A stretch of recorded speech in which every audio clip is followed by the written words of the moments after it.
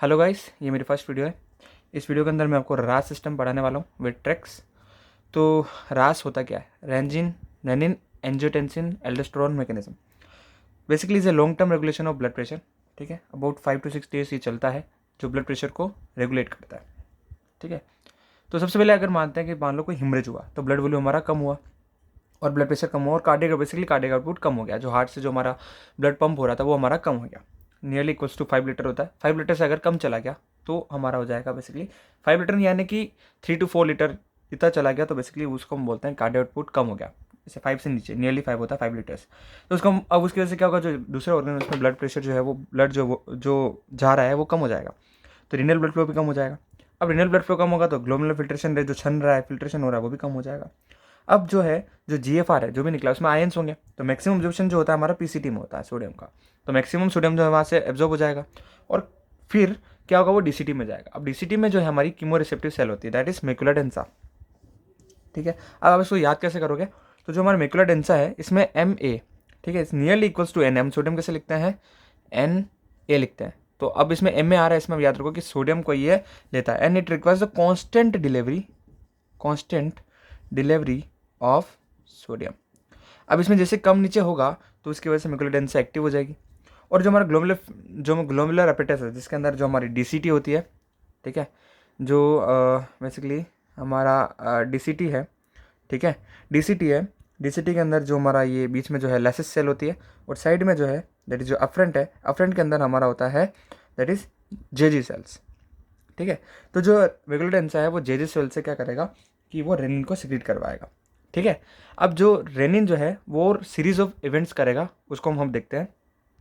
हाँ तो गाइज जो पहले जो हमने देखा था, जो रेनिन हमारा सिक्रीट हुआ था वो एंजियोटेंसिन नोजन को एंजियोटेंसिन 1 में कन्वर्ट करेगा एंड एंजियोटेंसिन 1 जो है वो एंजियोटेंसिन 2 में कन्वर्ट होगा। It is active form. तो ये वाला जो है उसकी तरफ से एक्ट करेगा।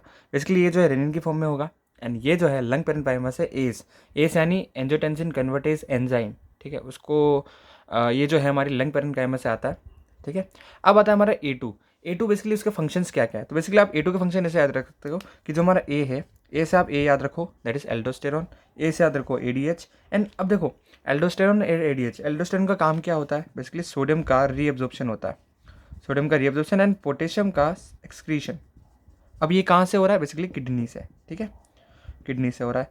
एडीएच मतलब anti diuretic hormone, also called as vasopressin. Vasopressin का मतलब होता है कि जो वेसल है उसको प्रेस, मतलब ये वेसो कॉन्स्ट्रिक्शन करता है। अभी बेसिकली किसका वेसो कॉन्स्ट्रिक्शन करता है? तो बेसिकली ये हमारा इफ्रंट जो आर्टीरियोल है उसको क्या करता है? वेसो कॉन्स्ट्रिक्ट करता है। ठीक है, और जो हमारा A2 है वो एक टाइप ऑफ वेसो कॉन्स्ट्रिक्टर होता है पावरफुल, तो वेसो कॉन्स्ट्रिक्शन कराएगा। एंड ये जो हमारा थर्ड सेंटर को है उसको भी क्या करता है? ये स्टिमुलेट कर देता है। एंड जो हमारा ओवरऑल जो है बेसिकली वो वेसो कंस्ट्रक्शन का काम करवाता है। तो ऐसा आप एडीएच का फंक्शन, जो A2 का फंक्शन याद रख सकते हो। ठीक है, और ये सारा इसको अगर आप पूरा बना के आओगे तो आपको अच्छे नंबर मिलेंगे। और जो मैंने ट्रिक बताई है मैक्युला डेंसा वाली, उसको आप याद रखना, उससे वो सिक्रेट होता है, उससे एक्टिव होता है। और ये सारा जो मैकेनिज्म अगर आपने बना दिया तो आप इसमें थोड़ा और कुछ समझा सकते हो। ठीक है, इसको थोड़ा और अपने हिसाब से मॉडिफाई कर सकते हो। तो ये हमारा रास मैकेनिज्म था। तो इसकी वजह से अल्टीमेटली इफेक्ट क्या आएगा? जो हमारा ब्लड प्रेशर है वो हमारा कम हो जाएगा। हाँ, तो गाइस एक बार और रह गया था कि जो हमारा एंजियोटेंसिन 2 है उसको मैंने आपको बता दिया क्या क्या रिलीज़ होता है। ठीक है, क्या क्या चीज़ें करवाता है। अब इसके साथ में जो हमारा अब ये क्या होगा, जैसे ऑलरेडी क्या होगा, ब्लड प्रेशर इंक्रीज़ होगा, ब्लड वॉल्यूम इंक्रीज़ होगा। क्यों? क्योंकि जो रिएब्जॉर्प्शन इंक्रीज़ होगा, थर्ड सेंटर बढ़ेगी तो पानी का लेवल अपनी बॉडी के अंदर बढ़ जाएगा, तो ब्लड वॉल्यूम अल्टीमेटली बढ़ जाएगा। ठीक है, एंड नाउ अब हम बात करेंगे कि जो हमारा आर्टोनेट्रियोरेटिक पेप्टाइड जो है, ठीक है, तो जैसे ब्लड प्रेशर बढ़ेगा, ब्लड वॉल्यूम बढ़ेगा, तो हमारा जो राइट एट्रियम है उसके अंदर पहले ब्लड पहुंचेगा फ्रॉम इन्फीरियर वेना के बाद सुपीरियर वेना के बाद।